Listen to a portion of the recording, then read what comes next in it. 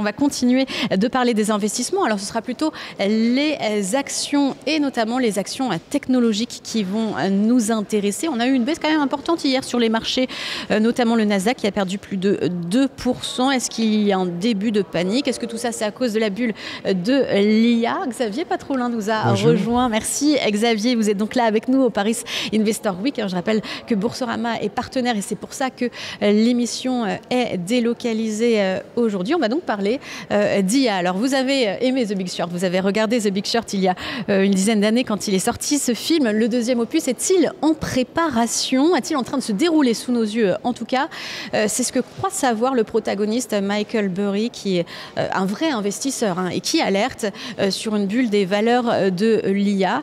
Alors Michael Burry, c'est lui qui avait vu venir la crise des subprimes, notamment des fonds immobiliers. Il avait acheté des produits assurantiels et évidemment quand tout ça s'est écroulé, il a encaissé beaucoup d'argent. Est-ce que ça doit inspirer confiance, son track record, Xavier? Oui, son track record m'inspire confiance. Et le raisonnement qu'il fait est loin d'être idiot. Alors, il part d'un constat assez simple.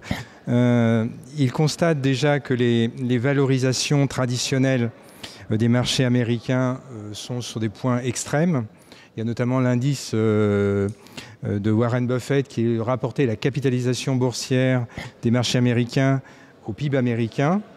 Et là, on est sur des ratios extrêmement élevés. Alors, on peut contester ce point parce que les entreprises américaines ont une empreinte mondiale, ce qui n'était pas le cas ce qui était beaucoup moins le cas au XXe siècle. Donc, même si on déflate une partie de la capitalisation boursière américaine, disons 20-30%, et qu'on applique malgré tout ce résultat au PIB américain, on reste sur des ratios extrêmement élevés. Ça, c'est le premier point. Le deuxième point qu'il observe, c'est que la croissance du marché du cloud est en phase de décélération chez Amazon, chez Google et chez Microsoft. Et une décélération plus ou moins spectaculaire. Et donc il dit c'est étonnant parce que les capitalisations boursières de ces acteurs sont en train d'accélérer au moment où l'un du cœur de leur activité décélère. Et puis ce qu'il note évidemment, c'est l'observation de ce qu'on appelle l'économie circulaire. L'économie circulaire, on l'utilisait pour l'économie du développement, ISR, et là on l'applique à l'intelligence artificielle. Alors le point saillant, c'est ce qui s'est passé il y a à peine un mois, quand Nvidia a assuré OpenAI d'un financement de 100 milliards sur les prochaines années. Donc ça veut quand même bien dire qu'OpenAI a des difficultés aujourd'hui de financement pour pouvoir monter en régime. C'est normal, c'est une boîte qui fait des pertes, qui a une base de fonds propres assez faible, même si sa capitalisation théorique, si elle est introduite en bourse, est probablement spectaculaire. Mais en tout cas, aujourd'hui, elle a des problèmes de financement. Donc on rejoint cette espèce d'économie circulaire où le marchand de pelle prend une participation dans la mine du coin. Et donc, ça pose une interrogation. Alors, certains disent, on balaye ça d'un revers de main en disant, non, au contraire, vous n'avez rien compris à ce qui se passe. Lui, il accuse en fait ces entreprises, alors celles qui font des profits, de gonfler ces profits. Et justement, les marchés qui valorisent les anticipations de croissance, à ce moment-là, peut-être qu'on se dit que c'est survalorisé. Parce que alors, son mécanisme, c'est de dire que ces grandes entreprises trichent un peu avec leurs comptes en allongeant artificiellement la durée de vie de leurs machines et serveurs IA, alors qu'en fait, les puces, il faut quand même les remplacer tous les 2-3 ans. Exactement, c'est un amortissement beaucoup plus court. Et c'est ça le point qui est important, c'est qu'on a des acteurs qui sont de l'économie un peu de l'immatériel, qui basculent dans le matériel, qui sont obligés de faire des investissements de capacité extrêmement spectaculaires. D'ailleurs, ils jouent tous cette course-là en centaines de milliards. Et donc, vous allez avoir des amortissements beaucoup plus courts que ce qu'ils disent. Donc, il a raison du point de vue comptable. Il va y avoir des ajustements comptables qui vont avoir des répercussions. Absolument. Et surtout, vous allez avoir une érosion des marges. Alors, le marché passe dessus en disant que le chiffre d'affaires projectif va être spectaculaire. Et c'est vrai que si vous prenez l'exemple d'NVIDIA, prenons l'exemple d'NVIDIA. NVIDIA, entre 2023 et 2028, je prends le consensus. Vous avez un chiffre d'affaires qui est multiplié par 14. Vous avez un résultat d'exploitation qui est multiplié globalement par 28. Vous avez un bénéfice net par action qui est multiplié par 45 ou 48. Mais vous avez une capitalisation boursière qui ne progresse que de x8, 800%, c'est énorme. Ça veut donc dire que tous les ratios de valorisation d'NVIDIA ont diminué globalement de 2/3 à 80%. Le PE de NVIDIA en 2023, c'est 110, 115, 120. Aujourd'hui, le PE, le Price Earning Ratio d'NVIDIA, c'est de 22. Et le marché dit, Mais on va appliquer ce qui s'est passé pour NVIDIA, on va l'appliquer à toute la galaxie OpenAI. Et c'est là où Michael Burry dit « Non, pas du tout, vous avez complètement faux. Les marges vont être sous pression, vous allez avoir des amortissements élevés et surtout, vous allez avoir des problèmes de financement, notamment chez OpenAI. OpenAI est capable de faire basculer.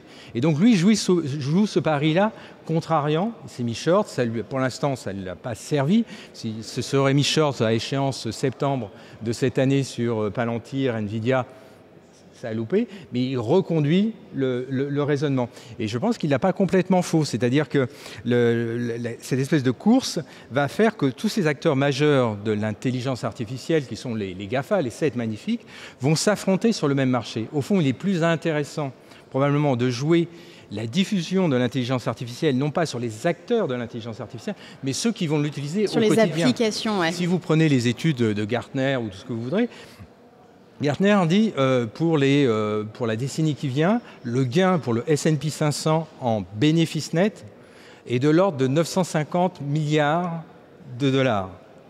La base bénéficiaire actuellement du S&P 500, c'est, je ne dis pas de bêtises, c'est 1600, 1700 milliards. Donc, vous rajouteriez 50% de plus de bénéfices au S&P 500. Et le marché est en avance là-dessus, puisque le price earning du S&P 500, c'est 30. Mais lui, il dit aussi la chose à faire maintenant, c'est de ne rien faire. Et alors, il a déférencé son fonds, d'ailleurs, Sion Asset Management, auprès de la SEC. Comment il faut interpréter ça? Il faut un peu s'en inquiéter ou c'est uniquement administratif? Non, je pense qu'il cache son jeu. Ah, il ne veut plus dévoiler ses positions. Il ne veut plus dévoiler ses positions. Parce qu'il était short sur Palantir, qui est quand même l'entreprise qui a le PE le plus haut du marché. Donc je pense que sa logique, c'est de cacher son jeu. Ça ne veut pas dire qu'il est en train de perdre des clients. Bon, il a un fonds aujourd'hui qui est relativement réduit. Le fonds fait 160 millions de dollars. C'est bien, mais c'est pas... Vu son track record, on peut même s'étonner qu'il n'ait pas un encours plus élevé. D'ailleurs, c'est assez étonnant qu'un gars avec un track record aussi spectaculaire est un fonds... Finalement, il n'est pas si suivi que ça, en fait. Exactement. Il est très peu suivi. Et c'est plutôt la bonne nouvelle pour lui. C'est que finalement, il a assez peu d'influence aussi sur le marché. C'est peut-être ça. Il a une influence qui est plus importante, je pense, que l'encours qu'il a. Mais s'il avait un énorme encours, vous voyez, vous avez entendu la représentante de BlackRock en France, mais si c'était, je ne sais pas, 16 milliards, 30 milliards, oui, là on changerait de catégorie. Donc ça veut donc dire qu'il peut, quand même, malgré tout, convaincre des gens. Aujourd'hui, il prêche dans le désert. Il a une renommée médiatique, mais il prêche dans le désert. Le jour, si tant est que la bulle se dégonfle, il y a un élément déclencheur, ça peut s'emballer très vite. Donc ça va lui donner... Là, ça veut dire qu'il y a très peu de gens qui sont en position short. Alors il est rentré les positions short qu'il a prises, on peut juste expliquer. Il a pris des options de vente, il a acheté des options de vente très en dehors de la monnaie. Palantir est aux alentours de 150 $. Il a pris des options de vente sur Palantir. Donc c'était échéance septembre. Donc là, il était très optimiste à 50 $. D'accord? Oui, mais avec un objectif très éloigné, effectivement, du cours actuel. Très éloigné, mais là, il a manifestement reconduit des positions short à horizon 2027 ou 2028, toujours très en dehors de la monnaie. Donc là, c'est une autre affaire. Donc c'est quelqu'un qu'il faut quand même suivre. Hein. Warren Buffett contre Michael Burry, qui est-ce que vous choisissez quand même comme oracle? Alors, je vais répondre à votre question, mais indirectement, Warren Buffett, il faut noter que Warren Buffett il s'est mis à la retraite, mais il a une position, Berkshire Hathaway a une position cash extrêmement spectaculaire.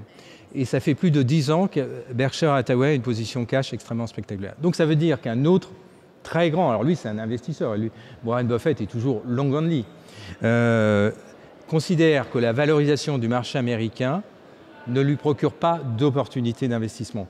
Il en a eu dans des petits à-coups, mais ne lui procure pas. Et donc, il conserve une position cash. Qu'un investisseur, vous savez, la légende de Berkshire Hathaway, c'est né dans les années 70. Quand le marché est trop valorisé, Warren Buffett rend l'argent à ses actionnaires. Il dit, je ne peux plus investir selon mes canons d'investissement, donc je vous rends l'argent. Dans un premier temps, c'est une traversée du désert, et quand le marché va connaître sur les chocs pétroliers sa phase de décrue, à ce moment-là, les investisseurs reviennent vers lui. Donc les grands investisseurs ont des cycles d'opportunités de collecte et de décollecte. Donc là, au moins, Michael Burry et Warren Buffett se rejoignent sur un point, mais pas de la même façon. L'un est un short seller et qui est un investisseur agressif, l'autre est un pur investisseur long only qui joue avec le temps.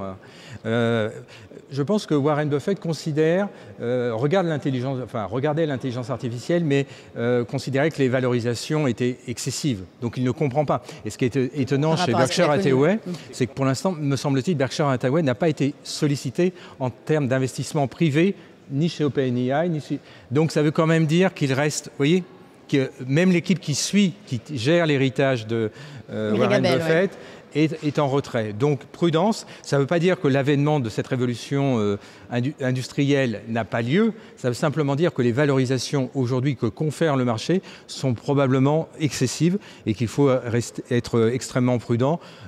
Shorter le marché, c'est un peu fort peut-être. C'est un peu fort, mais passer par des options de vente, prendre des positions, vous voyez, des options de vente très en dehors de la monnaie, c'est une mise de départ qui est relativement faible et ça peut rapporter beaucoup. Ça peut rapporter beaucoup. Donc, lors de la crise des donc ça vous permet de couvrir, si vous êtes investi sur le S&P 500, vous pouvez commencer, au lieu de sortir immédiatement, vous pouvez commencer à avoir des stratégies très en dehors de la monnaie qui vous permettraient de supporter un choc un drawdown de, je ne sais pas, 20, 30 ou 40%. Voilà. Merci beaucoup Xavier Patrolin, président de Albatros Capital. C'était très intéressant d'avoir décortiqué avec vous ces propos de Michael Burry.